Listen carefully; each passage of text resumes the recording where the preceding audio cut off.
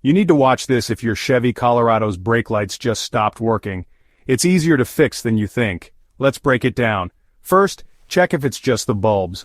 Open your tailgate and find the screws holding the taillight in place. Unscrew them, then gently pull out the taillight. Take out the bulb and look closely. If the filament is broken or the glass is black, you need a new bulb. Replace it, put everything back, and test your lights. Still not working? Next, check the fuse. Open your truck's fuse box, usually under the hood or near the driver's side door.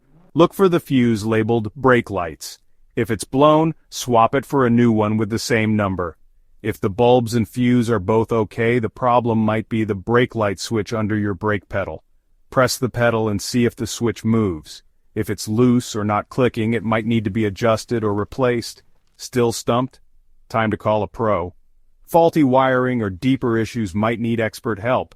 And that's it. Simple steps, plain tools, and you're back on the road, safer than ever.